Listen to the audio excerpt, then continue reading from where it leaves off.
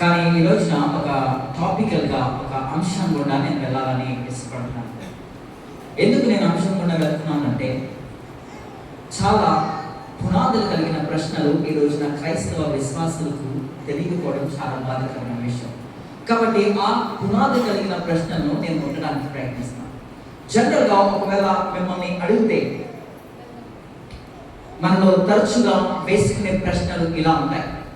ఏంటంటే, నేను ఏ చదువును చదవాలి, నేను హయ్యర్ ఎడ్యుకేషన్ కోసం ఎక్కడికి వెళ్ళాలి, నేను ఎక్కడ జాబ్ చేయాలి, ఎవరిని వివాహం చేసుకోవాలి, ఎక్కడ ఎలాంటి ఇల్లు కట్టుకోవాలి, ఎలా నా భద్రతని నా క్షేమాన్ని నేను చేసుకోవాలి, ఒకవేళ పాస్టర్స్ అనుకోండి ఎలా పరిచయం చేయాలి, ఎక్కడ పరిచయం చేయాలి. ఇలాంటి ప్రశ్నలు తరచుగా సగటున మానవుడు ఆలోచిస్తూ ఉంటాడు. అవునంటారా కాదు? ఏం చదువుకోవాలి, ఎక్కడికి వెళ్ళాలి, ఉద్యోగం నిమిత్తం ఎక్కడికి వెళ్ళాలి, ఎవరిని పెళ్లి చేసుకోవాలి, ఇలాంటి సహజంగా ఇలాంటి ప్రశ్నలు మనుషులు వేసుకుంటూ ఉంటారు. వాస్తవానికి ఈ ప్రశ్నలు మంచివే, కాదనట్లేదు. కానీ వీటన్నిటికంటే ప్రాముఖ్యమైన ప్రశ్నలు ఉన్నాయంటే మీరు నమ్ముతారా? ఇవన్నీ వాస్తవమే, ఈ ప్రశ్నలన్నీ నిజంగా మనం ఆలోచించాలి. కానీ వీటన్నిటికంటే ప్రాముఖ్యమైన ప్రశ్నలు మీకు ఉన్నాయి. ఈ ప్రశ్నలన్నిటి కూడా 2వ తరగతికి సంబంధించిన, అంటే సెకండరీ క్వశ్చన్స్ అని అంటాం. కానీ వీటన్నిటికంటే కూడా ప్రైమరీ ఫస్ట్ థింగ్స్ వేరే ఉన్నాయి. అవేంటో, ఆ ప్రశ్నలు ఏంటో, వాటి నుంచి మనం ఎలా నేర్చుకోవాలో ఈ ఉదయకాల సమయంలో ధ్యానించడానికి ప్రయత్నిద్దాం. అయితే మొట్టమొదటి ప్రశ్న ఏంటి అంటే, నేను ఈ భూమి మీదకి ఎలా వచ్చాను? ఎవరైనా ఆలోచించాను?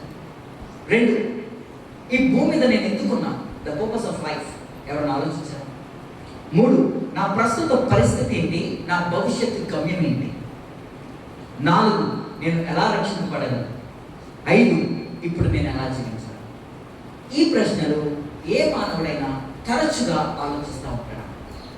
నేను పైన చెప్పిన జాబితాలో నేను ఎక్కడికి వెళ్ళాలి, ఏం చదువుకోవాలి, ఎవరు వివాహం చేసుకోవాలి, ఎలా ఉండాలి, ఎలా నా లైఫ్ని సెటిల్ చేసుకోవాలి, ఇవన్నీ సర్వసాధారణంగా మనిషి ఆలోచిస్తూ ఉంటాడు. కానీ ఏ మనిషి అయినా నేను ఈ లోకానికి ఎలా వచ్చాను, అసలు ఈ లోకంలో నేను ఎందుకున్నాను, నా ప్రస్తుత పరిస్థితి ఏంటి, నా భవిష్యత్తు ఏంటి, నేను ఎలా రక్షింపబడతాను, నేను ఈ లోకంలో ఇప్పుడు ఎలా జీవించాలి అనే ప్రశ్నలు మనం అడుగుకుంటామా, లేదంటే ఆలోచిస్తామా? కాబట్టి ఆ పునాదులు కలిగిన ప్రశ్నల్ని మీతో ఈ ఉదయకాల సమయంలో ధ్యానించడానికి ప్రయత్నిస్తాను. మొట్టమొదటిగా నేను ఈ భూమి మీదకి ఎలా వచ్చాను అనే ప్రశ్నను అర్థం చేసుకుంటాను. ఎలా వచ్చారండి? మనం ఈ భూమి మీదకి ఎలా వచ్చాం? రైట్, ఈ ఉదాహరణను అర్థం చేసుకోవడానికి ప్రయత్నిద్దాం. మీరు ఒక మ్యూజియంకి వెళ్ళారు, లేదా ఎవరైనా ఇంట్లోనికి మీరు వెళ్ళారు.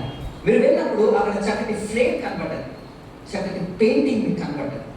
అది వండర్ఫుల్ డిజైన్, చాలా ఆకర్షణీయంగా, మంచి డిజైన్తో, మంచి కలరింగ్తో, మంచి లేబులింగ్తో, చాలా యూనిక్గా, మంచి ఉద్దేశంతో ఆ పిక్చర్ని చూసినప్పుడు, లేదా ఆ డిజైన్ని చూసినప్పుడు, ఆ పెయింటింగ్ చూసినప్పుడు మీకు 2 రకమైన ఆలోచనలు రావాలి. మొదటి ఆలోచన ఏంటంటే, ఎవరో ఒక వ్యక్తి ఈ డిజైన్ని చేశాడు, లేదా ఈ పెయింటింగ్ వేశాడు, అద్భుతంగా ఒక ఉద్దేశంతో చక్కటి కలరింగ్ వేశాడు.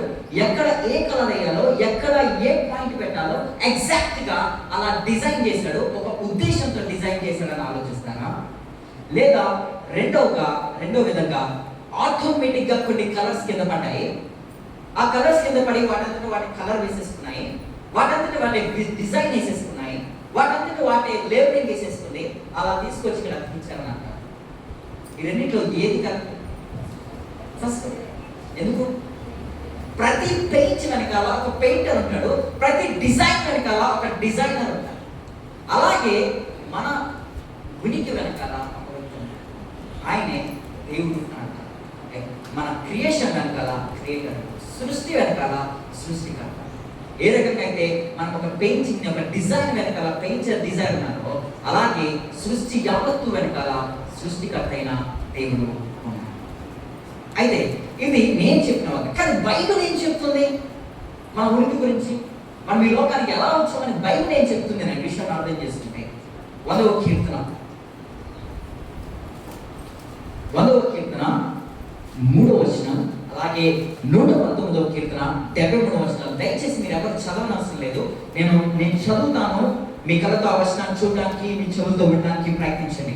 100వ కీర్తన 3వ వచనాన్ని చూసినట్లయితే, యెహోవాయే దేవుడని తెలుసుకుని ఆయనే మనలను, జాగ్రత్తగా చూడండి, ఆయనే మనలను పుట్టించెను. మనం ఆయన వారము, మనం ఆయన ప్రజలము, ఆయన మేపు గొర్రెలు. అలాగే 119వ కీర్తన 73వ వచనాన్ని కూడా చూడండి. ఒక్క నిమిషం. రైట్. 73. నీ చేతులు నన్ను నిర్మించి నాకు రూపును ఏర్పరచెను, నేను నీ ఆజ్ఞలు నేర్చుకున్నట్టు నాకు బుద్ధి దయచు. ఈ 2 వచనాలు మనం చూసినట్లయితే మనం సృష్టించింది ఎవరండి? 100వ కీర్తనలో మనం చూస్తా ఉంటున్నాం, ఆయనే మనల్ని పుట్టించాడు, ఆయనే మనల్ని నిర్మించాడు, ఆయనే మనకి ఒక ఏమంటారు నిర్మాణాన్ని లేదా రూపాన్ని ఇచ్చింది ఎవరునంటే దేవుడే. కాబట్టి ఎవరు కూడా ర్యాండమ్ గా, యాక్సిడెంటల్ గా, ప్రమాదశాత్తుగానో మనిషి ఈ లోకంలోనికి రాలేదు. చిన్నప్పుడు మనం స్కూల్లో చదువుతున్నప్పుడు సైన్స్ స్టడీస్ లో కానీ, సోషల్ స్టడీస్ లో కానీ పరిణామ సిద్ధాంతవాదాన్ని మనం నేర్చుకుంటాం. ఎవల్యూషన్ థియరీ అని అంటాం, బిగ్ బ్యాంగ్ థియరీ అని అంటాం. ఏదో చిన్న క్రిమి మెల్లమెల్లగా ప్రారంభమై తను రూపాంతరం చేసుకుంటూ ఒక కోతి నుంచి మానవుడిగా వచ్చినట్టుగా బిగ్ బ్యాంగ్ థియరీ, డార్విన్ థియరీని మనం చూస్తా ఉంటాం, పరిమాణ సిద్ధాంత థియరీ. ఈ విషయాన్ని అర్థం చేసుకోండి. థియరీ వేరు, లా వేరు. మనం న్యూటన్స్ లా అని అంటాం, థియరీ అని అంటాం. కానీ మిగతా విషయాన్ని డార్విన్ థియరీ, రివల్యూషన్ థియరీ అని ఎందుకు అంటామంటే, దేనికైతే ఆధారాలు ఉన్నాయో వాటిని లా అని అంటాం. థియరీ అనే దేని అని అంటామంటే అది అయ్యుండొచ్చు, అయ్యకపోవచ్చు, అది అనుమానాస్పదంగా ఉన్నదాన్ని థియరీ అంటాం. కాబట్టి ఈ వాక్యం స్పష్టంగా చెప్తుంది ఏంటంటే, మనం ఈ లోకానికి ఎలా వచ్చామనంటే దేవుడే మనల్ని పుట్టించాడు, దేవుడే మనల్ని నిర్మించాడు, దేవుడే మనకి రూపాన్ని ఇచ్చాడు. మనంతటా మనం ఈ లోకానికి రాలేదు, మనమంతటా మనం ప్రమాదశాత్తుగా ఈ లోకంలోనికి రాలేదు. దేవుడే మనల్ని పుట్టించాడు, నిర్మించాడు, రూపాన్ని ఇచ్చాడు. అయితే ఎలా చేశాడు, ఎలా నిర్మించాడు, ఎలా మనకు ఆ రూపాన్ని ఇచ్చాడు అనే విషయాన్ని అర్థం చేసుకుంటే ఆదికాండం 1వ అధ్యాయం 26-27 వచనాలు చూడండి. దేవుడు మన స్వరూపమందు మన పోలిక చొప్పున నరులను చేయుదుము, వారు సముద్రపు చేపలను, ఆకాశ పక్షులను, పశువులను, సమస్తము భూమి మీద ప్రాకు ప్రతి జంతువులు ఏలుగాకని పలికిన. దేవుడు తన స్వరూపం, ఇది మాట చూడండి, దేవుడు తన స్వరూపమందు నరుని సృజించెను, దేవుని స్వరూపమందు వారిని సృజించెను, స్త్రీనిగాను పురుషునిగాను వారిని సృజించాడు. మొదటి మనం చూసినట్లయితే దేవుడే మనల్ని సృష్టించాడు, దేవుడే మనల్ని పుట్టించాడు, దేవుడే మనకి నిర్మాణం చేశాడు, మనకు రూపాన్ని ఇచ్చాడని మనం చూసాం. అయితే ఆయన ఎలా చేశాడు అనే విషయాన్ని మనం అర్థం చేసుకుంటే, దేవుడు మనల్ని తన పోలికలో, తన స్వరూపంలో మనుషుల్ని చేశాడు. ఎలాగండి? తన పోలికలో, తన స్వరూపంలో మనల్ని చేశాడు. మీరు ఈ విషయాన్ని అర్థం చేసుకోండి. 1వ అధ్యాయం ఆదికాండం 1వ అంతటిని మీరు ధ్యానిస్తే, అర్థం చేసుకుంటే, ఆయన సృష్టి చేసినప్పుడు ఇది కలుగుగాక, ఇది కలుగుగాక, ఇది కలుగుగాక అన్నాడు. వాటంతటివి కలిగాయి. కానీ when it comes to human being, మానవుల దగ్గరికి వచ్చేటప్పటికి కలుగుగాక అంటే ఆయన it took very special interest. చాలా ప్రత్యేకంగా ఆయన ఏం చేశాడంటే, నేలమంటిని తీసుకున్నాడు, ఆయన నిర్మించాడు, వాడిలో జీవాయువుగా వాడు జీవాత్మ అయ్యాడు. అంత మాత్రమే కాదు, మిగతా సృష్టి కూడా దేన్ని కూడా ఆయన పోలికలో, ఆయన స్వరూపం నుంచి కేవలం మనిషి దగ్గరకు వచ్చేటప్పుడు మాత్రమే ఆయన పోలికలో, ఆయన స్వరూపంలో నరుని స్త్రీని గాను పురుషుని గాను మీకు అర్థమవుతుందని చెప్తున్నా. దేవుడే మనల్ని పుట్టించాడు, దేవుడే మనల్ని నిర్మించాడు, దేవుడే మనకు రూపాన్ని ఇచ్చాడు. ఎలా చేశాడంటే, మనల్ని ఆయన పోలికలో, ఆయన స్వరూపంలో మనుషుల్ని తయారు చేశాడు. ఇద్దరిని కూడా, స్త్రీ పురుషులు ఇద్దరు కూడా ఎవరి పోలికలో ఉన్నారు? దేవుని ఉద్దేశంలో స్త్రీ పురుషుల మధ్య ఆయనకి తారతమ్యం లేదు, హెచ్చుతగ్గులు లేవు. ఇద్దరిని కూడా ఆయన పోలికలో, ఆయన స్వరూపంలోనే చేసుకున్నాడు. అంటే ఇద్దరు దేవుని పోలికలు ఉన్నారు, ఇద్దరు పాపం చేశారు, ఇద్దరు నాశనానికి వెళ్ళాలి, ఇద్దరు కొరకు యేసుక్రీస్తు తీసుకొచ్చాడు, ఇద్దరి కొరకు మరణించాడు, ఇద్దరికీ రక్షణ అనుగ్రహించాడు. సో పురుషుడు స్త్రీ దేవుని సృష్టిలో లేదా దేవుని ఆధ్యాత్మిక విషయాల్లో స్త్రీ పురుషులు ఇద్దరు సమానులే. కానీ ఈ లోక భౌతిక పరంగా వారి వారి కర్తవ్యాలు వేరువేరైనప్పటికీ, రెస్పాన్సిబిలిటీస్ అండ్ డ్యూటీస్ వేరువేరైనప్పటికీ, ఇన్ స్పిరిచువల్ సెన్స్ ఆధ్యాత్మిక విషయంలో స్త్రీ పురుషుడు ఇద్దరు కూడా దేవుని పోలికలో దేవుని స్వరూపంలో చేయబడిన. కాబట్టి ఈ లోకానికి మనం ప్రమాదశాపకు రాలేదు, దేవుడే మనల్ని పుట్టించాడు. ఎలా పుట్టించాడు అంటే ఆయన పోలికలో ఆయన స్వరూపంలో మనల్ని చేశాడు. ఇప్పుడు మానవులందరూ కూడా ఎవరి పోలికలు ఉన్నారు? ఎవరి పోలికండి? ఈ మాట అర్థం చేస్తాం. ఎవరి పోలికలు? సో నువ్వు ఇంజనీర్ అయినా, డాక్టర్ అయినా, బిజినెస్ మ్యాన్ అయినా, రాజకీయ వ్యక్తి అయినా, నాలాంటి పాస్టర్ అయినా, మనుషులు అందరము కూడా దేవుని పోలిక దేవుని స్వరూపంలోనే ఉన్నాము. ఒకవేళ క్యాస్ట్ ని చూసుకుంటే బీసీ, ఓసీ, ఎస్సీ, ఎస్టీ ఏది మనం చూసుకున్నా మనం చూడాల్సింది ఒక వ్యక్తిలో క్యాస్ట్ ని కాదు, వాడి క్లాస్ ని కాదు, వాడి కలర్ ని కాదు, వాడి క్యాస్ట్ కాదు. ఏం చూడాలంటే you need to look in every human being God's image and likeness.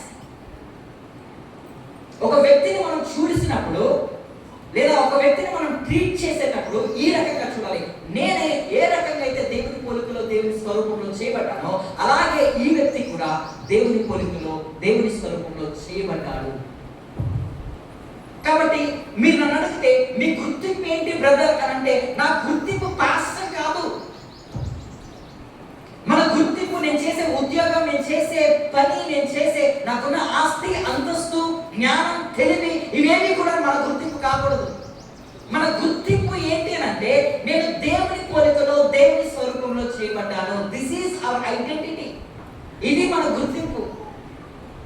నేను దేవుని పోలికలో చేయబడ్డాను, ఇది నా గుర్తింపు అయి ఉండాలి. కాబట్టి దేవుడు మనం గుర్తించాడు. ఎలా గుర్తించాడు అంటే ఆయన పోలికలో ఆయన స్వరూపంలో చేశాడు. కాబట్టి ఈ మాటను అర్థం చేసుకోండి. మరి దేవుని పోలిక దేవుని స్వరూపం అంటే ఏంటి? మనకందరూ తెలుసు, దేవుడు మనల్ని ఆయన పోలికలో ఆయన స్వరూపంలో మనల్ని సృష్టించాడు. మరి ఆయన పోలికలో ఆయన స్వరూపంలో సృష్టించబడ్డం అంటే ఏంటి? దేవుడికి మనలాగే కళ్ళు, చేతులు, ముక్కు, నోరు ఉన్నాయనా? అందుకే అదా ఆయన పోలిక ఆయన స్వరూపం అంటే దాని గురించి మాట్లాడుతున్నాం. ఒకవేళ దేవుడికి కళ్ళు, చేతులు, ముక్కు, నోరు ఉంటే, ఆయనకి శరీరం ఉంటే, ఆయన ఈ లోకానికి మరలా కన్యక మరి అయిన గర్భం ద్వారా పుట్టనవసరం డైరెక్ట్ గా శరీరం ఉంటే కనుక డైరెక్ట్ గా కనిపిస్తుంది. కాబట్టి నువ్వు నేను ఆరాధిస్తున్నా లేదా నమ్ముతున్న దేవుడు ఎవరు అంటే ఆయన ఆత్మస్వరూపి అయిన దేవుడు. యోహాను సువార్త మనం 4వ అధ్యాయంలో మనం చూస్తున్న సమరయ స్త్రీతో మాట్లాడినప్పుడు దేవుడు ఆత్మ కనుక ఆయనను ఆరాధించేవారు ఆత్మతోను సత్యంతోను ఆరాధించాలన్నమాట. మరి ఇక్కడేమో ఇంకొక వచనంలో మనం చూసినట్లయితే దేవుడు తన పోలికలో తన స్వరూపంలో మనిషిని చేశాడు అని అంటున్నాడు. ఏంటి ఆ పోలిక, ఏంటి ఆ స్వరూపం అని అంటే ఈ రకంగా అర్థం చేసుకోవడానికి ప్రయత్నం. పోలిక స్వరూపం అంటే ఆయన శరీరంలో ఉన్న భాగాల గురించి మాట్లాడలేదు, ఎందుకంటే ఆయన శరీరం లేదు. పోలిక స్వరూపాన్ని మాటను అర్థం చేసుకుంటే దేవునిలో ఉన్న గుణ లక్షణాలు, దేవునిలో 2 రకాలైన గుణ లక్షణాలు ఉంటాయి. ఒకటి పంచుకోదగిన గుణ లక్షణాలు, 2 పంచుకోలేని గుణ లక్షణాలు. Shared attributes and unshared attributes. పంచుకోదగిన, పంచుకోలేని గుణ లక్షణాలు. ముందు పంచుకోలేని గుణ లక్షణాలు ఏంటంటే, దేవుడు సర్వవ్యాపి అయిన దేవుడు. ఆయన అంతటా ఒకే కాలంలో ఒకే సమయంలో అంతటా ఉండేవాడు. ఇది ఎవరికి, ఏ మనిషికి కూడా, ఏ వ్యక్తికి కూడా ఈ గుణ లక్షణాన్ని ఆయన పంచుకోడు, రవ్వంత కూడా ఇవ్వడు. ఇప్పుడు నేను లేదా మీరు ఇక్కడ ఉన్నారు అంటే ఇక్కడే ఉన్నారు, మీ ఇంటికాడ లేదు, లేదా వేరే ప్రాంతంలో కూడా మీరు లేరు. కానీ దేవుడు అంతటా ఉన్నవాడు. ఒకే కాలంలో అన్ని దేశాల్లో, ప్రపంచం అంతటా, యూనివర్స్ అంతటా కూడా ఆయన ప్రెసెన్స్, ఆయన ఉనికి లేదా ఆయన ప్రసన్నత, ఆయన సన్నిధి ఉన్నట్టుగా మనం చూస్తాం. కాబట్టి ఇది దేవుడిలో ఉన్న గుణం. ఇది పంచుకోలేని గుణం. దేవుడు అనంతుడు, దేవుడు నిత్యుడు, దేవుడు సర్వశక్తిమంతుడు, దేవుడు సర్వజ్ఞాని, దేవుడు సృష్టికర్త. ఈ గుణ లక్షణాన్ని ఆయన ఎవరితోనూ చిన్న రవ్వంతో కూడా పంచుకోవాలి. మరి పంచుకున్న దాని గుణ లక్షణాలు ఏంటంటే కాబట్టి అందుకే మనిషిని దేవుడి పోలికలో దేవుని స్వరూపంలో చేశాడు కాబట్టి మనం అందరం ఆలోచించగలుగుతున్నాం, నిర్ణయాలు తీసుకోగలుగుతున్నాం. ఎందుకంటే దేవుడు నిర్ణయాలు తీసుకునేవాడు కాబట్టి మనిషిని కూడా నిర్ణయాలు తీసుకునే వ్యక్తులుగా దేవుడు తయారు చేశాడు. దేవుడు భావోద్రేకాలు కలిగిన వాడు కాబట్టి మనిషిని కూడా భావోద్రేకాలు కలిగిన వ్యక్తులుగా చేశాడు. అందుకే మనల్ని ఇతరులను ప్రేమించగలుగుతున్నాం, తల్లిదండ్రులను ప్రేమించగలుగుతున్నాం, భార్యను ప్రేమించగలుగుతున్నాం, భర్తను ప్రేమించగలుగుతున్నాం. ఎందుకంటే దేవుడిలో ఆ గుణలక్షణం, ప్రేమ అనే గుణలక్షణం ఉంది కాబట్టి మనుషుల్ని ఆయన పోలికలో ఆయన స్వరూపంలో చేసుకున్నాడు. కాబట్టి ఈ ప్రేమ, ఈ పరిశుద్ధత, ఈ నీతి, ఈ యథార్థత, ఈ మోరల్ ఎథిక్స్ ని మనిషికి దయచేశారు. అది ఆయన పోలికలో ఆయన స్వరూపంలో చేయబడింది. దేవుడు పరిపాలించేవాడు, ఏలేవాడు కాబట్టి మనిషికి కూడా ఆ గుణలక్షణాన్ని ఇచ్చాడు. అందుకే ఆదికాండంలో మనం ఆదామును తయారు చేసినప్పుడు ఏమన్నాడు? మీరు ఫలించి అభివృద్ధి ఏలుడి అని అన్నాడు. అదే వాటిని ఇప్పుడు కూడా కాంటెక్స్టలైజ్ చేసుకుంటే కనుక ఈరోజు ప్రపంచ యావత్తుని యావత్తుంది ఎవరు? మనిషే ప్రశ్న, మనిషే. బికాస్ దేవుడు ఆయన పరిపాలించేవాడు, ఏలేవాడు కాబట్టి ఆ గుణలక్షణాన్ని మనిషి దేవుడు సృష్టించేవాడు కానీ కొంత గుణలక్షణాన్ని మనిషికి ఇచ్చాడు. అయితే సృష్టించే వ్యక్తులుగా కాదు, తయారు చేసే వ్యక్తులు. God creates and man invites. దేవుడు సృజిస్తాడు, దేవుడు ఆ శక్తిని మనిషికి కూడా ఇచ్చాడు. అయితే మనం సృష్టించట్లేదు కానీ తయారు చేస్తాం. Mobile, computer, cars, everything that ఏదైతే మనం ఈ లోకంలో చూస్తున్నామో అవన్నీ కూడా మనిషి కనిపెట్టినవి. ఎందుకంటే దేవుడు ఆ గుణలక్షణాలని మనిషికి ఇచ్చాడు. కాబట్టి కొన్ని గుణలక్షణాలని, పంచుకోదగిన గుణలక్షణాలని దేవుడు తన పోలికలో తన స్వరూపంలో మనిషిని తయారు చేసి ఆ గుణలక్షణాలు మనిషికి ఇచ్చాడు. అంతేకాని దేవుడికి స్వరూపం ఉందని కాళ్ళు చేతులు ముక్కున్నారు నేను కాదు. కాబట్టి ఆయనలో ఉన్న కొన్ని గుణలక్షణాలని మనుషులకు దయచేశాడు. అది ఆయన పోలిక, అది ఆయన స్వరూపం. కాబట్టి మాట అర్థం చేసుకోండి, మనం ఈ లోకంకి ఎలా వచ్చాము అని అంటే దేవుడే మనల్ని పుట్టించాడు, దేవుడే మనల్ని నిర్మించాడు, దేవుడే మనకి రూపాన్ని ఇచ్చాడు. ఎలా చేశాడు అంటే ఆయన పోలికలో ఆయన స్వరూపంలో నిన్ను నన్ను చేశాడు. మాట కాబట్టి మనం ఈ లోకానికి ఎలా వచ్చాం బ్రదర్స్ అండ్ సిస్టర్స్? ఎలా వచ్చాం? దేవుడే మనల్ని పుట్టించాడు, దేవుడే మనల్ని నిర్మించాడు. ఆయన పోలికలో ఆయన స్వరూపంలో దేవుడు మనల్ని చేశాడు. కాబట్టి మనం ఈ లోకంలోకి ఎలా వచ్చామంటే దేవుడే మనల్ని పుట్టించాడు. ఇప్పుడు రెండవది ఏంటంటే ఈ లోకంలో మనం ఎందుకున్నాం? The purpose of life. దేవుడు మనల్ని ఎందుకు సృష్టించాడు? దేవుడు మనల్ని ఎందుకు ఈ లోకంలోకి పంపించాడు? ఎందుకు పంపించారు? ఈ మాటను అర్థం చేసుకోండి.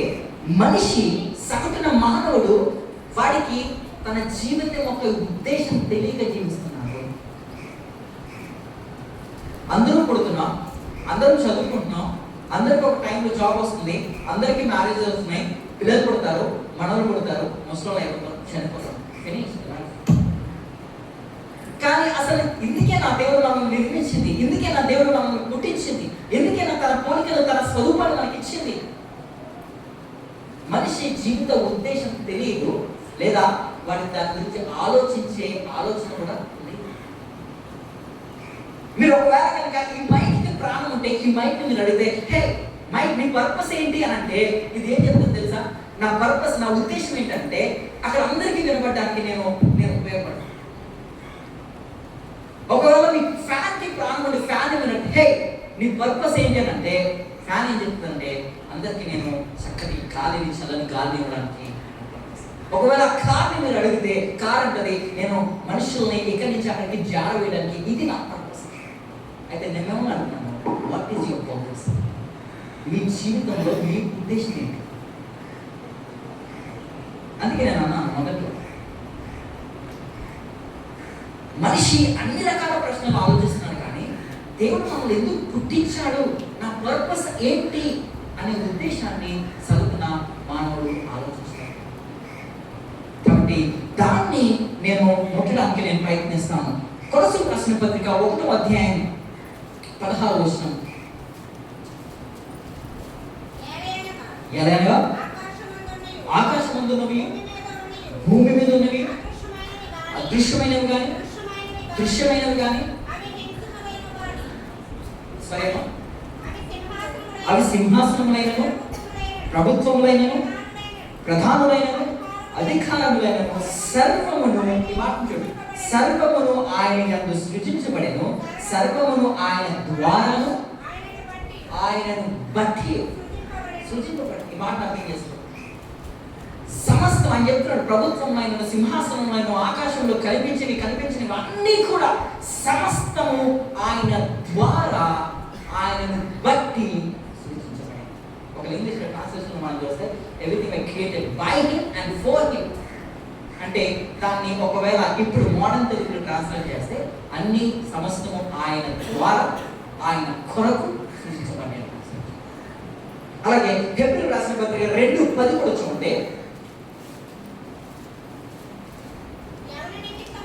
ఎవని నిమిత్తం సమస్తమును నవో, ఎవని వలన సమస్తము కలుగుచున్నవో ఆయన అనేకులైన కుమారులను మహిమ తెచ్చుచుండగా వారి రక్షణకర్త శ్రమల ద్వారా సంపూర్ణంగా చేయడం ఆయనకు కలిగి. కానీ మొదటి ఫ్రేజ్ లో వర్స్ A లో చూసినట్లయితే 10వ వచనంలో ఎవరి నిమిత్తము సమస్తమును ఉన్నవో, ఎవరి వలన సమస్తమును కలుగుచున్నవో, ఈ రెండు మాటలు చూడండి. సమస్తము ఎవరి వల్ల ఉన్నాయి? యేసుక్రీస్తు వల్ల ఉన్నాయి. సమస్తము ఎవరి కొరకు ఉన్నాయి? చూడండి, సమస్తము ఎవరి నిమిత్తం ఉన్నాయి? నిమిత్తం అంటే కొరకు. ఎవరి కొరకు ఉన్నాయి? దేవుడి కొరకే. ఎవరి వల్ల సమస్తము కలుగుచున్నది? దాని అర్థం ఏంటంటే సమస్తము కూడా దేవుడు ఎందుకు చేశాడు, ఎవరి కోసం చేశాడు అంటే సమస్తము ఆయనే చేశాడు, సమస్తము ఆయన కొరకే చేశాడు. దాన్ని నేను ఆయన కొరకు చేసుకోవడం ఏంటో నేను వివరిస్తాను. మీకు అర్థమవుతుందా? సమస్తము ఆయనే చేశాడు, ఆయన కొరకే చేశాడు. ఈ మాట నన్ను అడిగిన మీరు ఇల్లు ఎందుకు కట్టుకున్నారు అని అంటే, అయ్యో మా గ్రామంలో చాలా మంది ఇల్లేదండి కాబట్టి వాళ్ళందరూ ఇంట్లో ఉన్నాయి కట్టుకున్నాను అంటారు. మీరు కారు ఎందుకు కొనుక్కున్నారంటే, అయ్యో చాలా మంది అర్థమవుతున్నారు ముస్లిం మా ఊరు చాలా మంది కాబట్టి వాళ్ళ కోసం కారు కొన్నారు. ఒకవేళ మీరు రేపు మంచి చర్చ్ బిల్డింగ్ కట్టుకున్నారు, ఎందుకు కట్టుకున్నారంటే అయ్యో పాస్టర్ వెంకట గారికి పాలకూడకి చర్చ్ లేదంట కాబట్టి ఇక్కడ కడతాం ఆయన కొరకు అంటారు. లేదు, మీ కొరకే కట్టుకుంటారు, మీ వనరులు మీ వసతులు మీ కొరకే కట్టుకుంటారు. అలాగే దేవుడు కూడా ఆయన సమస్తాన్ని నిర్మించింది ఎందుకు అని అంటే ఆయన మహిమ నిమిత్తమై ఆయన కొరకే చేసుకున్నాడు, ఆయన మహిమార్థమై సమస్తములు చేశాడు. అంటే ఇప్పుడు సమస్తములో మీరు ఉన్నారా లేదా? ఉన్నారా? మీకు ఉడుకుందా? ఇప్పుడు సమస్తము ఆయన ద్వారా ఆయన కొరకు సృష్టించబడ్డాయంటే ఈ రోజున మీరు నేను ఈ లోకంలో ఎదుర్కొన్నాం. ద పర్పస్ ఆఫ్ లైఫ్, మనిషి యొక్క దేవుని లేదా మనిషి యొక్క జీవిత ఉద్దేశం ఏంట్రా అని అడిగితే దేవుని కొరకే సమస్తము ఉన్నది. దేవుని కొరకే సమస్తము ఉన్నది అంటే దాని ఉద్దేశం ఏంటంటే దేవుడు మనల్ని ఎందుకు నిర్మించాడు, ఎందుకు చేశాడంటే ఆయన మహిమార్థమై ఆయన సాక్షాత్మై మనం చేసుకున్నాడు. ఆయన మహిమార్థం అంటే ఏంటి సార్ అని అడుగుతారు. ఆయన మహిమ అంటే ఆయన మహిమ అంటే నన్ను ఈ రకంగా చెప్పాలంటే మొదటి కొరింథీయులకు రాసిన పత్రిక 10వ అధ్యాయం 31వ వచనంలో చూస్తున్నట్లయితే పౌలు కొరింథీ సంఘానికి రాస్తూ ఈ రకంగా అంటాడు, మీరు అన్నము తినను పానము చేసినను సమస్తము దేవుని మహిమ కొరకే చేయండి. వెరీ మైనర్ థింగ్స్, చాలా మైనర్ థింగ్స్, చాలా చాలా చిన్న విషయాల గురించి పౌలు కొరింథీ సంఘంలో మాట్లాడుతూ మీరు తిన్న త్రాగిన సమస్తమును దేవుని మహిమ కొరకే చేయండి. దీని అర్థం ఏంటంటే మనిషి యొక్క జీవిత ఉద్దేశం ఏంటంటే దేవుణ్ణి మహిమపరచడమే. అంటే ఉదాహరణకి నేను ఎందుకు వాక్యం చెప్తున్నాను అని అంటే మీరు వింటారని కాదు, అది సెకండరీ. నేను ప్రభువు మహిమ నిమిత్తమై నేను బోధించాను. మీరు ఎందుకు వినాలి అని అంటే నేను చెప్తున్నాను కాదు కాబట్టి దేవుని మహిమార్థం.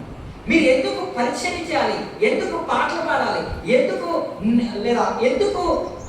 చదువుకోవాలి, ఎందుకు వివాహం చేసుకోవాలి, ఎందుకు ఉద్యోగం చేయాలి, ఎందుకు భార్యను పోషించాలి, ఎందుకు పిల్లల్ని పెంచాలి, ఎందుకు పిల్లల్ని చదివించాలి, వాళ్ళు ప్రయోజనంగా చేయాలి, ఇదంతా మీ అర్థం చేసుకుంటే everything that we need to do for the glory of God, సమస్తము ఆయన మహిమ కొరకే చేయాలి.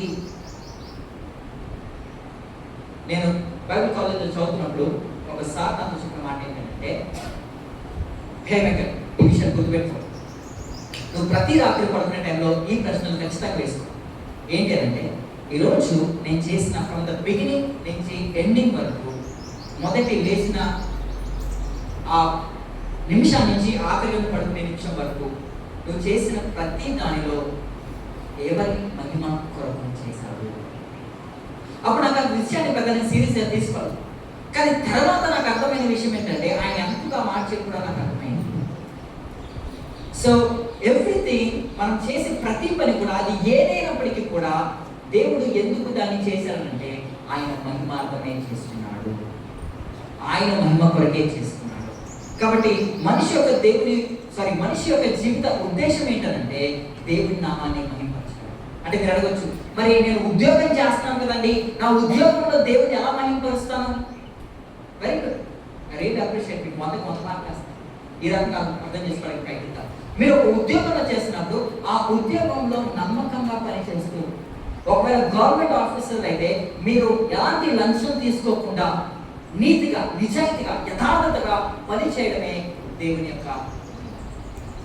మరి పిల్లల్ని పెంచడం దేవునికి మహిమ ఎలా అనంటే, చిన్నప్పటి నుంచి కూడా వారిని దేవుని విధానాల్లో, భక్తిలో, విశ్వాసంలో వారిని పెంచడమే, ప్రభు కొరకు పెంచడమే పిల్లల్ని కొరకు, అంటే దేవుని మహిమ కొరకు.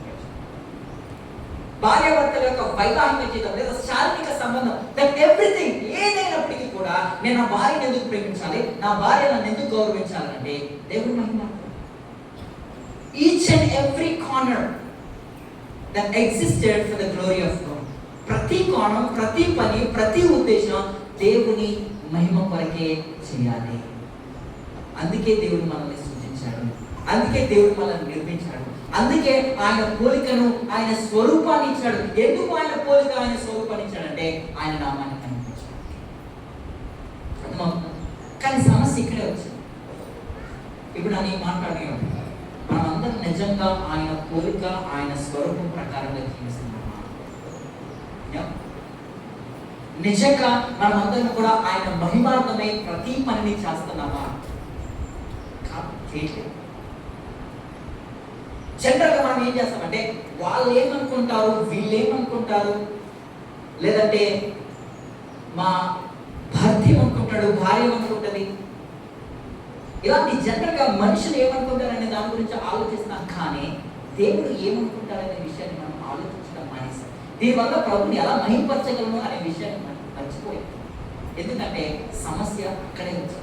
ఎందుకు మనిషి ఆయన పోలికలో, ఆయన స్వరూపంలో జీవించలేకపోతున్నారు? ఎందుకు దేవుడి మహిమార్థమై మనిషి ప్రతి పనిని చేయలేకపోతున్నారంటే అదే మూడవ పాయింట్.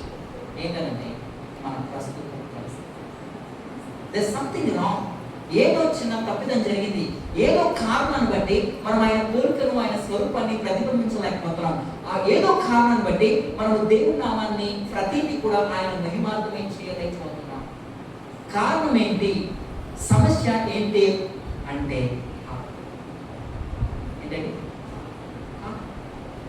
నేను దానికి అతీతుడు కాదు. నేను చాలా సార్లు ప్రీచింగ్ ఎందుకు చేశానంటే నా మహిమ కోసం చేసుకున్నాను. నేను చాలా సార్లు టీచింగ్ ఎందుకు చేశానంటే నా మహిమ కోసం చేసుకున్నాను. కానీ ఎప్పుడైతే నాకు ఈ సబ్జెక్ట్ నేను నేర్చుకోవడం ప్రారంభించానో, ప్రభు ఎంత సాగిపోతాను, ప్రభు నేను చేసినంత ఎంత వెళ్తున్నా, నేను ఇంతవరకు నా కింగ్డమ్ని కట్టుకోవడానికి, నా గురించి ఎస్టాబ్లిష్ చేసుకోవడానికి చేస్తున్నాను. కానీ నేను లేకుండా ఏమవుతుందంటే, సమస్తము నీ మహిమ కొరకు చేపట్టానంటే ఇప్పటి వరకు నేను పరిచయం చేసిన కూడా నా కోసమే ప్రభావం. కారణం ఏంటంటే, కారణం ఏంటంటే చూడండి,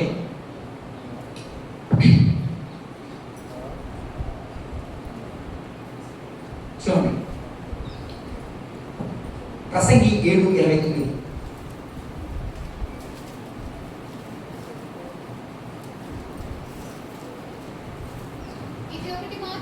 ఇది ఒకటి మాత్రం నేను కనుగొంటిని, ఏమనగా దేవుడు నరులను యథార్థవంతులుగా పుట్టించెను, కానీ వారు వివిధమైన తంత్రములు కల్పించుకుని ఉన్నారు. వాస్తవానికి ఇది చాలా మంది ఏమంటారు అంటే, మీరు ఎందుకు దేవుని పోలికలు దేవుని స్వరూపంలో జీవించలేకపోతున్నారు, మీరు ఎందుకు ప్రభు మహిమార్గమే జీవించలేకపోతున్నారంటే ఈ కారణం చెప్తారు. నా స్వభావమే అంతండి, నా నేచరే అంతండి, నేను అలా చేయబడ్డాను అంటారు. కానీ వాక్యం ఏం చెప్తుందంటే, దేవుడు మనుషుని తయారు చేసినప్పుడు ఆయన పాపులుగా చేయలేదు, యథార్థవంతులుగానే చేశాడు. ఒకవేళ మనుషుల దేవుడు యథార్థవంతులుగా చేయకపోతే ఆయన సరి అయిన దేవుడే కాదు, ఆయన దేవుడే కదా వాస్తవం. కాబట్టి దేవుడే మనుషుల్ని యథార్థవంతులుగా తయారు చేశాడు. కానీ మనిషి యొక్క కాఠిన్యం, వాడి హృదయ కాఠిన్యాన్ని బట్టి వాడు అనేక తంత్రములు వాడి ఏర్పరుచుకున్నాడు. ఏంటి ఆ తంత్రాలు? ఎందుకు మనిషి అలా తయారంటే, మార్కు సువార్త 7వ అధ్యాయం 21 నుంచి లేదా 20 నుంచి 23 వచనాలు చూడండి.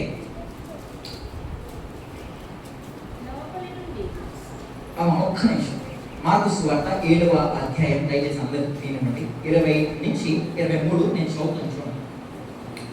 మనుషుల లోపల నుండి బయలు వెళ్ళినది మనుషులను, మాట అర్థం చేసుకున్నాం, మనుషుని లోపల నుండి బయలు వెళ్ళినది మనుషుల్ని అపవిత్రపరచును. లోపల నుండి అనగా మనిషి, ఆ లోపల అంటే ఏంటి? ఆ లోపల అనగా మనుషుని హృదయంలో నుండి. ఎక్కడి నుంచి వస్తున్నాయి? మనుషులు హృదయంలో నుంచా బయట నుంచా?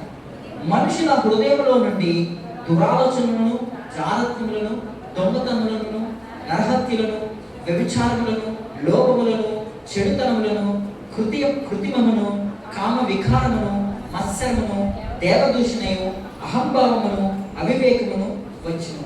ఇవన్నీ చెప్తూ ఈ చెడ్డవన్నీ లోపల నుండే బయలు వెళ్ళి మనుషుని అపవిత్రపరచునని యేసుక్రీస్తు ఏమన్నాడంటే, నీ పాపం బయట ఉన్న పరిస్థితులు బట్టి కాదు. ఎందుకంటే అన్నిటికంటే భయంకరమైనది, అన్నిటికంటే మోసకరమైనది మన హృదయమే. వాక్యం చెప్తుంది హృదయం అన్నిటికంటే. కాబట్టి ఇప్పుడు యేసుక్రీస్తు దాన్ని డయాగ్నైజ్ చేస్తున్నాడు. ఆయన అంటున్నాడు ఏంటంటే, పాపం ఎక్కడి బయట నుంచి కాదు వచ్చేది, మన హృదయంలోనే నుంచే బయటకు వస్తుంది. బయట నుంచి వచ్చింది ఏది కూడా మనం పాడు చేయదు, మన హృదయం మీద వచ్చి బయటకు వస్తుంది. ఈ మాటను అర్థం చేస్తాం. జనరల్గా ప్రతి మనిషి కోపం ఉంటుంది. కోపం ఉండదు కాబట్టి జనరల్ కోపం ఉండదు. కానీ when it comes the situation, పరిస్థితి వచ్చినప్పుడు పరిస్థితి బయట నుంచి రాదు, కోపం బయట నుంచి రాదు. ఆ పరిస్థితిలో లోపల ఉన్న కోపం బయట వస్తుంది. అర్థమవుతుంది?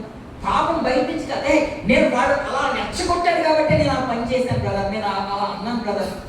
నో, అది బయట నుంచి కాదు, లోపల ఉన్న పాపం. అది కొన్ని రోజులు కనపడకుండా నిశ్శబ్దంగా నీకు కూడా తెలియకుండా లోపల బంచుంది, పడుకుంది, పరిస్థితిలో అది బయటకు వచ్చింది. ఆ పాపం మీరు ఎందుకు చేశారంటే, ఆ టైంలో నేను అలా చేసేసాను అంతే. నో, అది కాదు, లోపల ఉన్న పాపం. నేను చెప్తున్న మాట యేసుక్రీస్తు వారే అంటున్న మాటది. అలా మాట చూడండి 23. ఈ చెడ్డవన్నీ లోపల నుండే బయలు వెళ్ళి మనిషిని అపవిత్రపరచునని ఆయన. ఇది సమస్య. This is the problem of human being. ఎందుకు మనిషి దేవుని పోలికలో దేవుని స్వరూపంలో జీవించలేకపోతున్నాడంటే, ఎందుకు దేవుని నామాన్ని మహిమపరచలేకపోతున్నాడంటే, వాడి హృదయం పాప స్వభావికమైనది. అందును బట్టి మనిషి దేవుడిని ఆరాధించలేకపోతున్నాడు. సరైన జ్ఞానం, సరైన ప్రభు మహిమ. ఎందుకు కుచుబాలు లేదా పరిచర్యలు లేదా ఏమైనప్పటికీ కూడా ప్రభు మహిమ కొరకు ఎందుకు జరగట్లేదు అంటే, బికాస్ ఆఫ్ సిన్. పాప కారణం. పాప కారణం ఏంటి? పాపం. పాపం అంటే ఏంటి? డెఫినేషన్ చెప్పగలరు? ఆజ్ఞ అతిక్రమమే పాపం. అయితే దాన్ని నేను కొత్త అర్థం కావడానికి ఈ రకంగా రాస్తున్నాను. ఏంటంటే, దేవుడు ఏది చేయమన్నాడో అది చేయకపోవడమే పాపం, దేవుడు ఏది చేయమన్నాడో అది చేయకపోవడం పాపం. ఏంటంటే, దేవుడు ఏది చేయొద్దన్నాడో అది చేయడం, దేవుడు ఏది చేయమన్నాడో అది చేయకపోవడం. ఇది పాపానికి నేను రాసిన డెఫినేషన్. బట్ బైబిల్ అదే చెప్తుంది, ఆజ్ఞ అధికమైన పాపం. దేవుడు వద్దన్నది చేయడం పాపం. పాపంలో డిగ్రీస్ ఉండవు. ఇది చిన్న తప్పు, ఇది పెద్ద పాపం, ఇది చిన్న పాపం, ఇది పెద్ద పాపం. ఇది ఒక మధ్య తరగతి పాపం, అలాంటి సిన్కి డిగ్రీ ఉండదు. ఈ మాట అర్థం చేసుకోవడానికి ప్రయత్నించారు. ఆదాము అవ్వలు ఏదేని తోటలో వ్యభిచారం చేశారా, దొంగతనం చేశారా, నరహత్య చేశారా, లేదంటే దేవుడు తినవద్దు అన్న పండును తిన్నారా? మరి అది చిన్న పాపం పెద్ద పాపం మీ దృష్టి? దేవుని దృష్టిలో చిన్న పాపం పెద్ద పాపం అనేది ఉండదు. పాపం పాపమే. ఒకవేళ చిన్న పాపం అయితే దేవుడు అంతగా శిక్షించేవాడు కాదు. వారిని ఏదైతే నుంచి బయటికి పంపించేసేవాడే కాదు.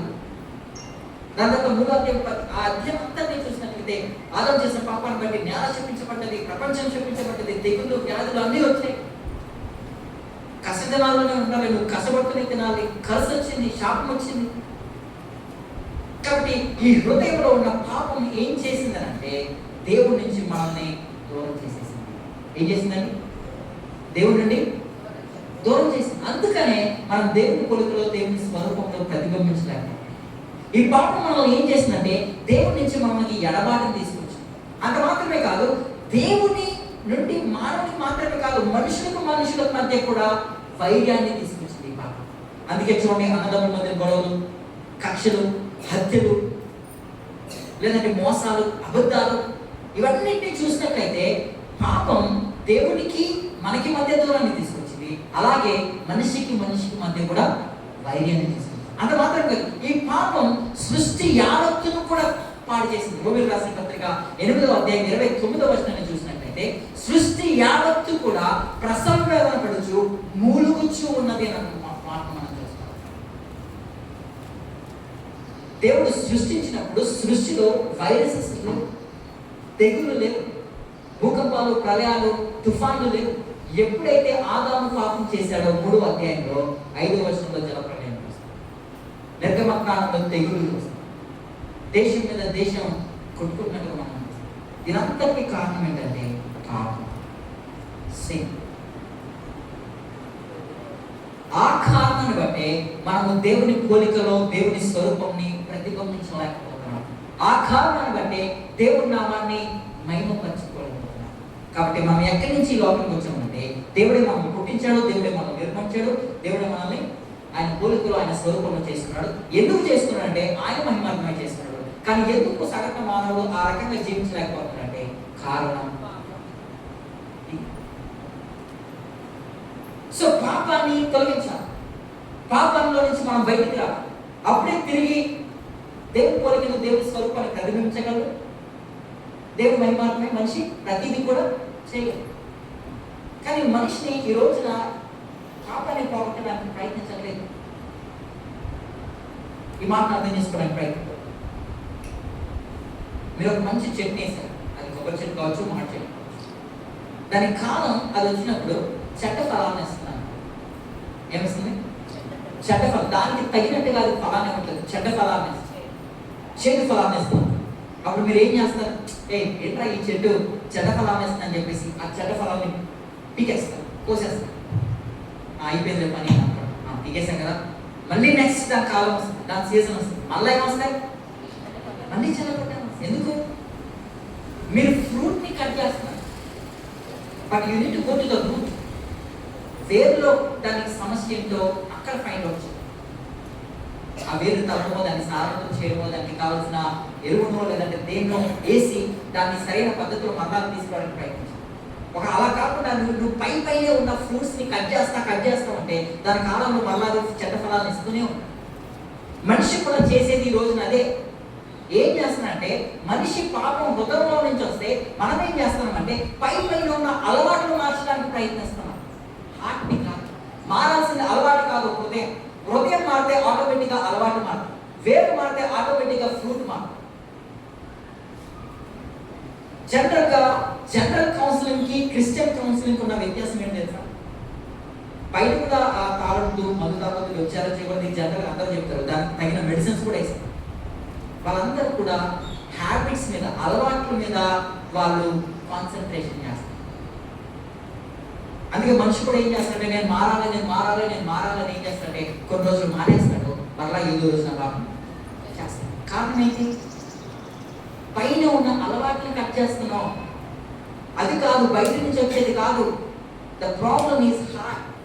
మన హృదయమే సమస్య. అందుకే హృదయం అన్నిటికంటే ఇది మారితే బయట ఆటోమేటిక్గా మన అలవాట్లు మన ఉద్దేశాలు తిరిగి మనం దేవుని పోలికలు దేవుని స్వరూపంలో ప్రతిబింబించుతాం. తిరిగి దేవుని నామాన్ని మహిమపరుస్తాం. కాబట్టి ఈ హృదయాన్ని మార్చగలిగిన శక్తి సామర్థ్యం మనిషికి ఉందా?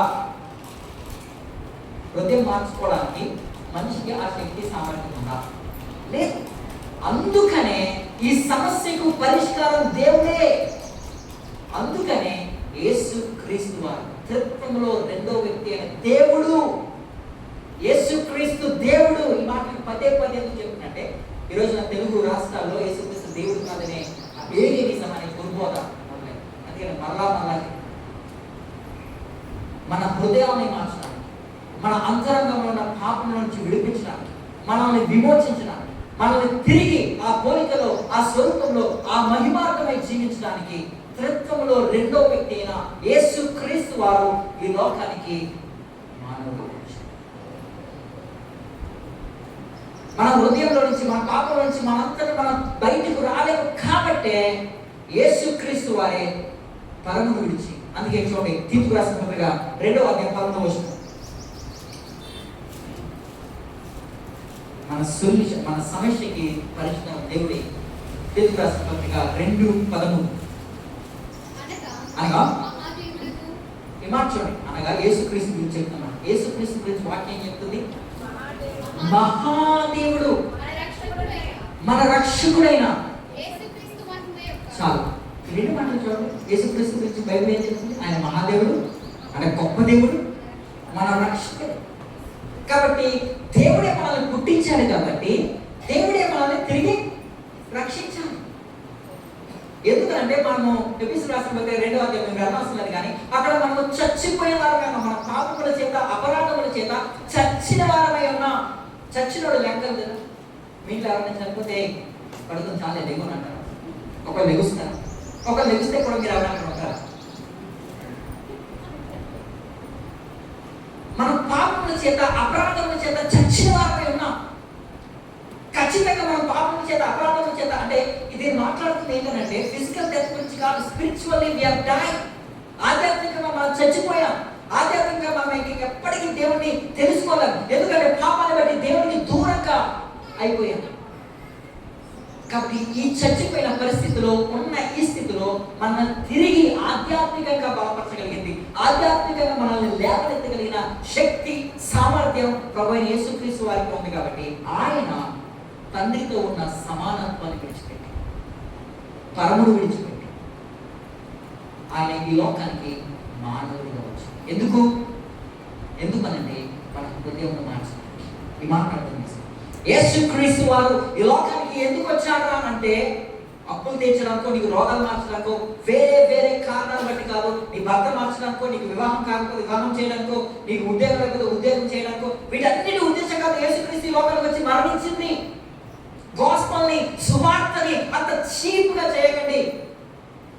సువార్త అనంటే మనమందరం కూడా దేవునికి వ్యతిరేకంగా పాపం చేస్తాం. ఏ భేదం లేదు, అందరూ పాపం చేసి దేవుడు అనుగ్రహించి మహిమను పొందలేకపోతున్నాం. కాబట్టి యేసుక్రీస్తు వారే ఈ లోకానికి వచ్చి ఆ సువార్త ద్వారా నిన్ను నన్ను విమోచించడానికి, నిన్ను నన్ను రక్షించడానికి, నిన్ను నన్ను తన స్వరూపంలోకి, తన పోలికలోకి, తన స్వరూపంలోకి మార్చడానికి ఆయన సమస్తాన్ని విడిచిపెట్టి పనికిరాని వాడిగా ఈ లోకానికి వచ్చి 33 జీవితాన్ని జీవించి అవమానించబడి, రొబ్బబడి, కొట్టబడి చనిపోయింది. ఎందుకనంటే ఈ చీప్ థింగ్స్ గురించి కాదు. అలాంటి ఆయన చేయడం చేస్తాం, కానీ ఆయన మరణించిన దాని ప్రకారం. అది కాదు, మీరు చూడండి, అబ్రహామును ఆశీర్వదించడం, ఆయన లోకం నుంచి చచ్చిపోయి ఆశీర్వదించాలన్నా, స్వస్థత చేయాలన్నా, ఏది చేయాలన్నా అక్కడ ఆయన చేయగలరు. కానీ దాని గురించి కాదు యేసుక్రీస్తు లోకంకి వచ్చి మరణించింది. దేని కొరకనంటే మన హృదయాన్ని మార్చడానికి, మన పాపం నుంచి మనల్ని విడిపించడానికి, మనల్ని విమోచించడానికి, తిరిగి తండ్రితో మనల్ని కలపడానికి యేసుక్రీస్తు వారు ఈ లోకానికి వచ్చారు. అందుకే పిలుపులు రాసిన పత్రిక 2వ అధ్యాయంలో అంతటిని చూసినట్లయితే యేసుక్రీస్తు ఎందుకు ఈ లోకానికి వచ్చాడనే విషయాన్ని మనం అర్థం చేస్తాం.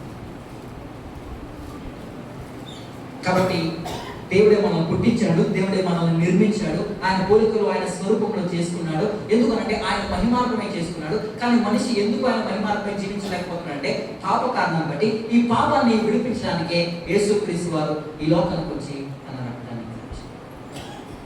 అపోస్తలుల కార్యం 4వ అధ్యాయంలో మనం చూస్తాం ఏంటంటే ఈ నామమును బట్టి కాక.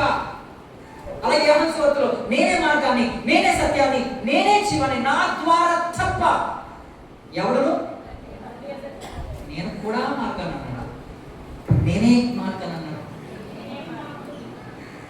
మన పాప విమోచనకి, మన పాపం యొక్క క్షమాపణకి, మన హృదయ మార్పిడికి ఒకే ఒక మార్గం, అది యేసుక్రీస్తు మాత్రమే. యేసుక్రీస్తు కూడా కాదు, ఒకే ఒక మార్గం. చాలా మంది ఈ లోకంలో ఏమంటారంటే మంచి పనులు చేస్తే రక్షింపబడతాం కదా, మంచిగా జీవిస్తే, మంచి పనులు చేస్తే, ఎవరికైనా సహాయం చేస్తే మనం రక్షింపబడతాం.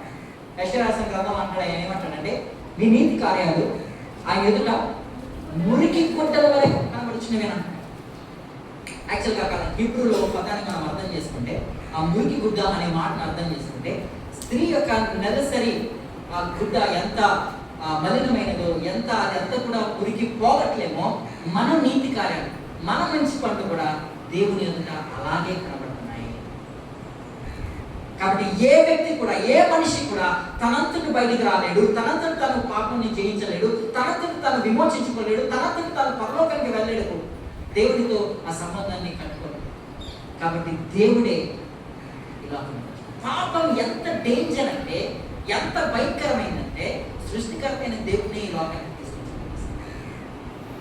మన హృదయం ఎంత అపవిత్రమైనదంటే, మనల్ని హృదయాన్ని మార్చడానికి ఈ హృదయాన్ని సృజించిన దేవుడే ఈ లోకానికి వచ్చాడు. కాబట్టి యేసుక్రీస్తు ఈ లోకానికి వచ్చి ఆ డ్యామేజ్ అయిన, లేదంటే ఆ పతనమైన ఆ పోలికను, ఆ స్వరూపాన్ని రిపేర్ చేయడానికి, తెగిపోయిన తండ్రితో, దేవుడితో ఉన్న మన సంబంధాన్ని, సాంగత్యాన్ని తెగిపోయింది కాబట్టి దాన్ని కట్టడానికి వచ్చాడు. కాబట్టి మారాల్సింది మన హృదయం. అది చేయగలిగింది యేసుక్రీస్తులో విశ్వాసం ఉంచడం ద్వారా మాత్రమే. తిరిగి మరలా మీరు దేవుడి పోలికలో, దేవుడి స్వరూపంలో ప్రతిబింబించాలంటే యేసుక్రీస్తు ద్వారానే. దేవుడి నామాన్ని ఇప్పుడు మనం ఎందుకు, నేను ప్రీచ్ చేసింది దేవుడి మహిమ కొరకు కాకపోతే, మీరు పరిచయం చేసేది, పాటలు పడేది దేవుడు మహిమ కొరకే చెయ్యాలి అని అంటే సువార్త మనకు సరిగ్గా కాదు. లేదంటే దాంట్లో కూడా మన మహిమ పొందడానికి ప్రాబ్లం ఈ సింగ్, సమస్య పాపం. ఆ పాపాన్ని విడిపించడానికి యేసుక్రీస్తు వారు రెండు మంచి అర్థమైంది. సో దేవుడు మనం సృష్టించాడు, దేవుడు మనం పుట్టించాడు, ఆయన మనం చేశాడు, ఆయన పొలిగించాడు, ఆయన మహిమ కొరకే చేశాడు. కానీ ఆయన మహిమ కొరకు చేయలేకపోవడానికి కారణం పాపం. ఆ పాపాన్ని విమోచించడానికి యేసుక్రీస్తు ఈ లోకం ఇప్పుడు రక్షించాడు. ఇప్పుడు మీలో చాలా మంది, దాదాపుగా ఎక్కువ శాతం ప్రభువుని విశ్వసించిన వారి, మారు మనసు పొందిన వారి, రక్షింపబడిన వారు. ఇప్పుడు ప్రస్తుతపు మన జీవితం ఏంటి, ప్రస్తుతపు స్థితి ఏంటి? దేవుడు మనల్ని ఎందుకు విమోచించాడు, ఎందుకు రక్షించాడు, ఎందుకు రక్షించాడు, ఎందుకు విమోచించాడు? బ్రదర్, ఈ విషయం మీకు తెలియదా? మనం ఎందుకు రక్షింపబడ్డామంటే, మనం దేవుడు ఎందుకు క్షమించాడంటే మనం పరలోకాన్ని తీసుకెళ్ళాలి. Very simple. అంతేనా? సువార్త అంటే దానిలో ఉన్న ఎసెన్స్, దానిలో ఉన్న భావం అదేనా? ఈ మాట అర్థం చేసుకోవడం ప్రయత్నం. మీరు ఎవరైనా పెళ్లికి వెళ్ళారనుకుంటారు, పెళ్లి ఫంక్షన్ హాల్ చూడడానికి వెళ్తారా, పెళ్లి కొడుకులు పెళ్లి కూతురు చూడడానికి? మరో ప్రశ్న, హే మీరు ఎందుకు పెళ్లి చేసుకుంటున్నారు అని పెళ్లి కొడుకుని పెళ్లి కూతురుని అడిగితే, హే బ్రదర్ మేము ఎందుకు పెళ్లి చేసుకుంటున్నామని అంటే, మేము పెళ్లి చేసుకున్న తర్వాత మంచి ఒక డూప్లెక్స్ ఇల్లు కట్టుకుని దాంట్లో ఉండడానికి ఇల్లు కట్టుకుంటున్నాం, పెళ్లి చేసుకుంటాం అంటారు. యేసుక్రీస్తుని విశ్వసించినప్పుడు ఈ రోజున అలాగే హే నేను ఎందుకు యేసుక్రీస్తుని విశ్వసించానంటే పరలోకానికి వెళ్ళాను. It's not about the place, it's all about the person. స్థలం గురించి కాదు, ఆ స్థలంలో ఉన్న వ్యక్తి కొరకు మనం విశ్వసించాలి. ఈ మాట అర్థం చేస్తాను. పరలోకంలో మీకు అంత నీతి, పరిశుద్ధత, యథార్థత అంతా ఉండి క్రీస్తు లేకుండా ఉండగలుగుతారు. సో సువార్తలో ఉన్న ఎసెన్స్ ఏంటంటే, సారం ఏంటంటే, మనం నిత్యత్వం ప్రభువుతో ఉండబోతున్నాం. అదే పరలోకం. దేవుడు ఉన్న స్థలమే, దేవుడి ఉన్న సన్నిధే పరలోకం. ప్లేస్ గురించి కాదు మనం విశ్వసించేది. మనం ప్రభుత్వం నిత్యత్వం ఉండడానికి, ఆయనతో పాటు జీవించడానికి మనం క్రీస్తునందు విశ్వసించాలి. ఆయన మహిమార్థమే. అందుకే ఇప్పుడు మనం రక్షింపబడ్డాం, ఫ్యూచర్లో ఆయనతో ఉండబోతాం. కానీ ప్రస్తుత పరిస్థితి ఏంటి? రక్షింపబడ్డాక ఏంటి? రోమిలకు రాసిన పత్రిక 8:29 రోమిలకు రాసిన పత్రిక 8:29 ఏం చేస్తాం? ఎందుకనగా తన కుమారుడు అర్థం చేసుకోండి. ఎందుకనగా తన కుమారుడు అనేక సహోదరులలో జ్యేష్ఠులన్నట్లు దేవుడు ముందుగా ఎవరినైతే ఎరిగానో వారు తన కుమారునితో సారూప్యము గలవారుటకు వారిని ముందుగా నిర్ణయించాడు. దేవుడు మనల్ని ఎందుకు విమోచించాడా అని అంటే, దేవుడు మనల్ని ఎందుకు రక్షించాడనంటే, దేవుడు మనల్ని ఎందుకు క్షమించాడనంటే ఇక ఎలా పడితే అలా జీవించడం అనే ఉద్దేశం కాబట్టి కాదు. తిరిగి మనల్ని ఆయన కుమారుని యొక్క సారూప్యంలోనికి మలచడానికి, ఆయన క్రైస్ట్ లైక్నెస్, క్రీస్తు సారూప్యంలోనికి మనల్ని మార్చడానికి యేసుక్రీస్తుని ఈ రెండు అర్థం చేసుకోండి. ఈ రెండు ఆదాము అవ్వలో ఏం చేశారంటే దేవుడు ఇచ్చిన పోలికను స్వరూపాన్ని నాశనం చేశారు. యేసుక్రీస్తు వారు వచ్చి ఏం చేశారంటే తిరిగి ఆ పోలికను ఆ స్వరూపాన్ని దయచేయడానికి యేసుక్రీస్తు అర్థమవుతుంది. కాబట్టి ప్రస్తుతం మనం ఏం చేయాలంటే రక్షింపబడిన వారు మనము కొద్ది కొద్దిగా రూపాంతరం చెందాలి. క్రీస్తు సారూప్యంలోకి మార్చాలి. క్రీస్తులాగా ప్రేమించాలి. క్రీస్తులాగా నడవాలి. క్రీస్తులాగా పరిచర్య చేయాలి. క్రీస్తులాగా ప్రేమించాలి. క్రీస్తులాగా పరిశుద్ధత కలగాలి. క్రీస్తులాగా క్షమించాలి. క్రీస్తులాగా ఆదరించాలి. క్రీస్తులాగా తండ్రికి లోబడాలి. క్రీస్తులాగా ఇతరులను ప్రేమించాలి. ఇది క్రీస్తు పోలిక, క్రీస్తు సారూప్యం.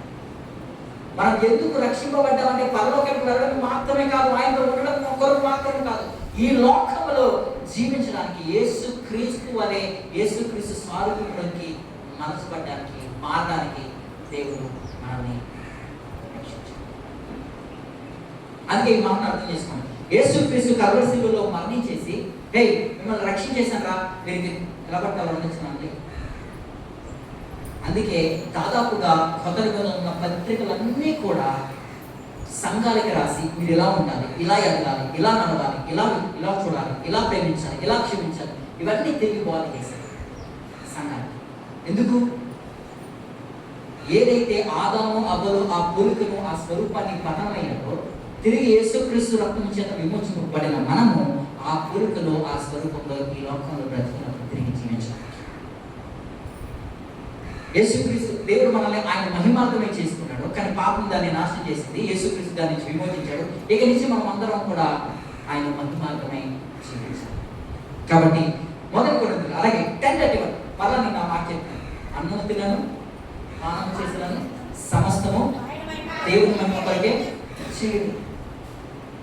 కాబట్టి మీరు పాటలు పాడి పరిచర్య చేసి, నేను వాక్యం చెప్పాను, మీరు విన్నా, ఏది చేసినా, పిల్లల్ని పెంచినా, భార్య భర్తలతో సంసారం చేసినా, ఏది చేసినా దాంట్లో ఉండాల్సిన ప్రాముఖ్యమైన విషయం ఏంటంటే నేను ఇది దేవుని మహిమ కొరకు చేస్తున్నానని ప్రశ్న చేస్తాను. ఈ మార్నింగ్ నేను అదే ప్రార్థన, please help me to glorify your name. నీ మహిమ కొరకు నేను వాక్యాన్ని బోధించడానికి నాకు సహాయం చేస్తాను. నా స్కిల్స్, నా థియాలజికల్ స్టడీ కనపడకూడదు, నీ కుమారుడైన సారూప్యం కనపడాలి, నీ కుమారుడు యొక్క సువార్త ప్రకటింపబడాలని ప్రార్థిస్తాను. సో దయచేసి చెప్తాను, అర్థం చేసుకోండి. మనం ఈ లోకం ఎలా వచ్చామంటే దేవుడు మనల్ని పుట్టించాడు, దేవుడే మనల్ని నిర్మించాడు, దేవుడే తన పోలికలో తన స్వరూపంలో మనం చేసుకున్నాడు, ఆయన మహిమార్థమై చేసుకున్నాడు. కానీ పాపం మనం ఏం చేసిందంటే ఆ రిఫ్లెక్ట్ కాకుండా ఆ ఇమేజ్ ని, ఆ లైక్నెస్ ని డిస్ట్రాయ్ చేసింది. యేసుక్రీస్తు వచ్చి తిరిగి ఆయన రక్తం చేత విమోచించి హృదయాన్ని మార్చి తిరిగి ఆయన పోలికలో ఆయన స్వరూపంలో జీవించడానికి, ఆయన మహిమార్థమై మనము నడుచుకోవడానికి దేవుడు కృపను అనుగ్రహించాడు. ఇది సత్యంగా. ఇప్పుడు చెప్పండి, ఎక్కడ చదువుకోవాలి, ఎవరిని వివాహం చేసుకోవాలి, ఉద్యోగానికి ఎక్కడికి వెళ్ళాలి, ఇవి ప్రాముఖ్యమైన ప్రశ్న. వాటన్నిటి నిజమే ఇంపార్టెంటే కాదనంటే, కానీ వాటన్నిటికంటే ప్రాముఖ్యమైనది మనం ఈ లోకానికి ఎక్కడి నుంచి వచ్చాం అంటే దేవుడే మనం పుట్టించాడు. ఈ లోకంలో ఎందుకు ఉన్నామంటే ద పర్పస్ ఆఫ్ లైఫ్ ఏంటంటే దేవుని మహిమార్థమే. కానీ మన హృదయం పాపం. ఆ పాప నుంచి, నా ప్రస్తుత పరిస్థితిలో నుంచి దేవుడు విమోచించాడు, దేవుడు క్షమించాడు. ఇక నుంచి నేను నూతన సృష్టి, దేవుని మహిమార్థంలో జీవిస్తాను, దేవుని కోరికలో దేవుని స్వరూపం. చివరికి మాట చెప్పాను, ఆయన కోరిక ఆయన స్వరూపంలో చూడటం అంటే, జీవించడం అంటే, ఈ మాట అర్థం చేసుకుంటున్నాను. ఈ చర్చ్ వాళ్ళకి ఒక వ్యక్తి వచ్చాడు, ఒక ర్యాండమ్గా, ఒక తెలియని వ్యక్తి యాక్సిడెంటల్గా కానీ లేదంటే ప్రమాదశాలి కానీ ఏదో రకంగా వచ్చాడు. వచ్చినప్పుడు మీరు అందరూ ఆయన చూశారు. చూసినప్పుడు ఎవరు కొత్త వ్యక్తి వచ్చాడు, హలో బ్రదర్, ప్రైజ్ లార్డ్, ఎలా ఉన్నారు, ఓకే వెళ్ళి, లేదా అతను ఉన్న బట్టను బట్టి ఒక క్లాస్, వీళ్ళు ఐ థింక్ కొంచెం లేబర్ అనుకుంటారు, లేదా కొంచెం మిడిల్ క్లాస్ అనుకుంటారు, లేదా కొంచెం రిచ్ అనుకుంటారు. బయట ఉన్న వాటన్నింటిని బట్టి మీరు ఏం చేస్తారు, అనలైజ్ చేస్తారు. కానీ ఒక గంట అయిన తర్వాత, 2 గంటల అయిన తర్వాత మీకు తెలిసిన విషయం ఏంటంటే, ఆ అబ్బాయి ఎవరో కాదు, ఈ లోకల్ ఎంపీ మనవడం. మీరు చూసే విధానం మార్పు, ఆ వ్యక్తి ఆలోచన, మీరు అప్పుడు దాకా చూసిన విధానం మార్పు, అప్పుడు దాకా ఆ వ్యక్తిని ఆలోచించిన విధానం మార్పు. ఎందుకు? బికాస్ ఆ వ్యక్తిని మీరు చూసే ఐడెంటిటీ క్రీస్తు పోలికలో, క్రీస్తు స్వరూపంలో కాదు. తను వేసుకున్న వస్త్రాన్ని, తను వచ్చిన వెహికల్ని బట్టి ఐడెంటిటీ. కాబట్టి నేను చెప్పే విషయం ఏంటంటే, మనం అందరినీ కూడా క్రీస్తు పోలికలో, క్రీస్తు స్వరూపంలోనే చూడాలి. అలా చూడట్లేదు అంటే ఆదికాండం 10 అధ్యాయం 26, 27 వచనాన్ని తిరస్కరిస్తాం, వాటిని అంగీకరించాలి. సో మనమందరం ప్రార్థించాలి, కలుగుతున్నాం ప్రార్థన. ప్రభు ప్లీజ్, నిజంగా మీ పోలికలో, నిజంగా నీ స్వరూపంలో మేము జీవించడానికి మీ కృప మాకు అనుగ్రహించండి. మమ్మల్ని మీ పోలికలో చేసుకున్నాం, కానీ దేవా మా హృదయ కాఠిన్యాన్ని బట్టి, మా పాపాన్ని బట్టి ఆ పోలికలు మేము జీవించలేకపోతున్నాం. మా పాపాన్ని బట్టి ప్రభా నీ నామాన్ని మహిమపరచలేకపోతున్నాం. దయచేసి మమ్మల్ని మన్నించండి, దయచేసి మమ్మల్ని క్షమించండి. మేము మారలేకపోతున్నాం కాబట్టి యేసుక్రీస్తును, ఈ కుమారుడైన యేసుక్రీస్తును పంపించి మమ్మల్ని ఆ స్థితిలో నుంచి విడిపించారు. మేము ఇప్పుడు రక్షణపడి కూడా, విశ్వసించి కూడా నీ పోలికలో, నీ స్వరూపంలో జీవించలేకపోతున్నాం. దయచేసి మమ్మల్ని మన్నించండి, సహాయాన్ని అనుగ్రహించండి. నామాన్ని అనుగ్రహించుకున్నాను. 2 నిమిషాలు ప్రార్థిద్దాం.